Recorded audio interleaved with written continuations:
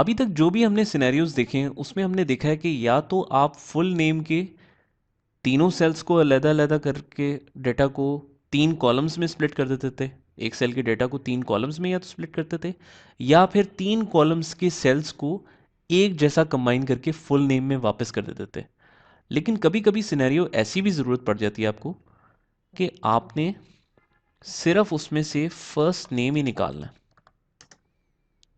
सिर्फ first name ही निकालना है, या कोई बहुत लंबा सेंटेंस है, उसमें शुरू में हर एक का चेक नंबर लिखा होता है, तो आपने सिर्फ चेक नंबर्स ही निकालने हैं।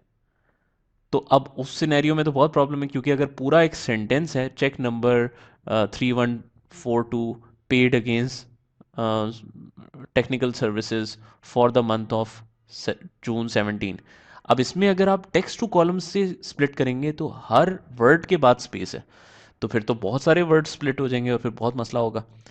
तो उस सिचुएशन में हमें एक नई चीज़ सीखनी पड़ेगी कि सिर्फ फर्स्ट टेक्स्ट अलहदा कैसे किए जाए या सिर्फ मिड टेक्स्ट अलहदा कैसे की जाए without even splitting the data. इसकी टेक्निक बिल्कुल सिंपल है। हम क्या करेंगे, फॉर एग्जाम्पल मिड नेम निकालना है, बल्कि इसको मैं मिडिल नेम कर देता हूँ। मिड नेम क्या है, के ई। तो मैं कुछ भी नहीं करूंगा, मैं सिर्फ लिखूंगा KAYE। इसी तरीके से दूसरा टेक्स्ट है सलीमी, मैंने लिख दिया।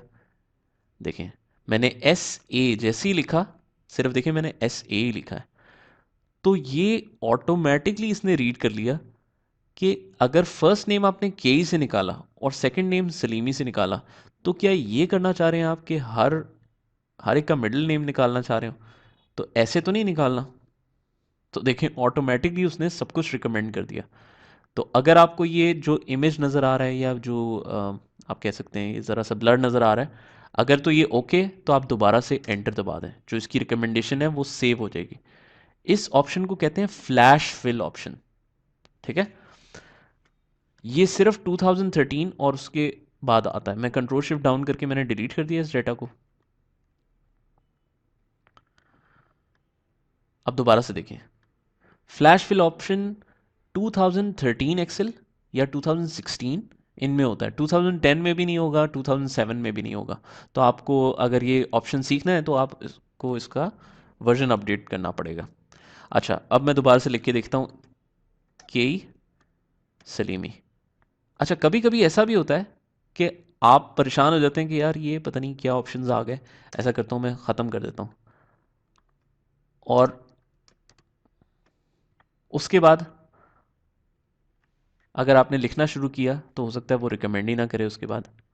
अब देखिए ना, मैंने के ही लिख दिया, सलीमी लिख दिया, अब मैं अल हम भी लिख रहा हूँ। तो कभी कभी ऐसा भी होता है कि आपने 2-3 टेक्स्ट लिख दी लेकिन उसने कुछ रिकमेंड ही नहीं किया, तो फिर आप क्या करेंगे? अगर वो ऑटोमेटिकली नहीं रिकमेंड कर रहा तो हम मैनुअली भी फ्लैश फिल करवा सकते हैं। 2-3 नाम आप लिखें ताकि उसको पैटर्न आइडेंटिफाई हो सके, फिर दोनों तीनों सेल्स को आप सिलेक्ट कर लें। सिलेक्ट किया हमने, और यहाँ से जहाँ से ड्रैग करते हैं ना, ये फिल हैंडल से डबल क्लिक करते हैं। लेकिन फिल हैंडल करने से तो के ई सलीमी अलहमवी, फिर के ई सलीमी अलहमवी, इसका मतलब है ये तो रिपीट हो रहा है। लेकिन यहाँ पर ऑटो फिल ऑप्शन से, याद है हम फिल सीरीज करते थे, तो यहाँ पर ऑटो फिल ऑप्शंस में एक ऑप्शन है लास्ट में फ्लैश फिल। हम इस पर क्लिक करेंगे तो ये देखें ऑटोमेटिकली ये सारा फ्लैश फिल हो गया।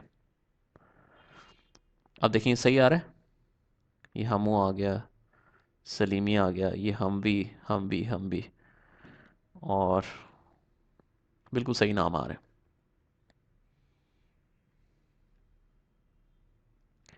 फिर इसी तरीके से अगर देखें, हमने यहाँ पर भी मिडिल नेम कार्ड नंबर निकालना है, कार्ड नंबर में से कोई 2 कैरेक्टर्स निकालने हैं, तो हमें इतना लंबा मिड यूज़ करने की ज़रूरत नहीं है।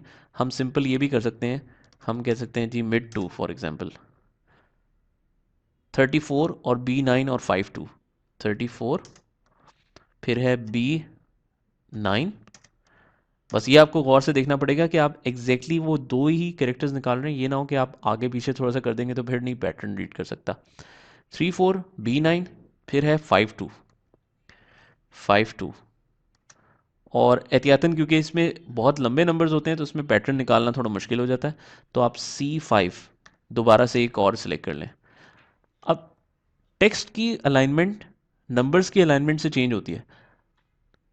टेक्स्ट की अलाइनमेंट होती है लेफ्ट लाइन और नंबर्स की अलाइनमेंट होती है राइट लाइन। तो अगर आपने सेम अलाइनमेंट करनी है तो आप पूरे कॉलम को सिलेक्ट करें, होम टैब पे जाके ये सेंटर एरो पे क्लिक कर दें, सेंटर के ऑप्शन पे क्लिक कर दिया।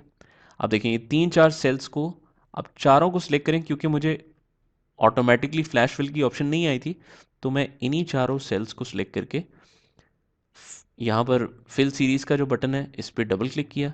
अब मैं क्या करूँगा, ऑटो फिल ऑप्शंस पे जाऊँगा और इसको फ्लैश फिल कर दूँगा।